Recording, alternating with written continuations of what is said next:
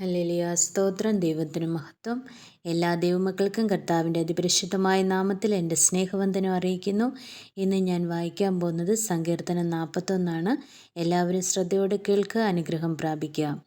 എളിയവനെ ആദരിക്കുന്നവൻ ഭാഗ്യവാൻ. അനർത്ഥ ദിവസത്തിൽ യഹോവ അവനെ വിടുവിക്കും. യഹോവ അവനെ കാത്ത് ജീവനോടെ പാലിക്കും. അവൻ ഭൂമിയിൽ ഭാഗ്യവാനായിരിക്കും. അവൻ്റെ ശത്രുക്കളുടെ ഇഷ്ടത്തിന് നീ അവനെ ഏൽപ്പിക്കുകയില്ല. യഹോവ അവനെ രോഗശയ്യയിൽ താങ്ങും. ദീനത്തിൽ നീ അവൻ്റെ കിടക്കയെല്ലാം മാറ്റിവിരിക്കുന്നു. യഹോവേ, എന്നോട് കൃപ തോന്നി എന്നെ സൗഖ്യമാക്കണമേ. നിന്നോടല്ലോ ഞാൻ പാപം ചെയ്തതേ എന്ന് ഞാൻ പറഞ്ഞു. അവൻ എപ്പോൾ മരിച്ച് അവൻ്റെ പേർ നശിക്കുമെന്ന് എൻ്റെ ശത്രുക്കൾ എന്നെക്കുറിച്ച് ദോഷം പറയുന്നു. ഒരുത്തൻ എന്നെ കാൺമാൻ വന്നാൽ അവൻ കപടവാക്ക് പറയുന്നു. അവൻ്റെ ഹൃദയം നീതികേട് സംഗ്രഹിക്കുന്നു. അവൻ പുറത്തുപോയി അത് പ്രസ്താവിക്കുന്നു. എന്നെ ഭയക്കുന്നവരൊക്കെയും എനിക്ക് വിരോധമായി തമ്മിൽ മന്ത്രിക്കുന്നു.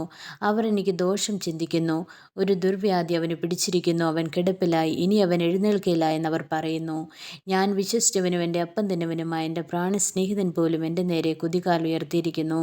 ഞാൻ അവർക്ക് പകരം ചെയ്യേണ്ടതിന് യഹോവ കൃപ തോന്നി എന്നെ എഴുന്നേൽപ്പിക്കണമേ. എൻ്റെ ശത്രു എന്നെ ചൊല്ലി ജയഘോഷം കൊള്ളാതിരുന്നതിനാൽ നിനക്കെന്നിൽ പ്രസാദമായിരിക്കുന്നു. ആമേൻ, ആമേൻ, ആമേൻ, ആമേൻ, ആമേൻ.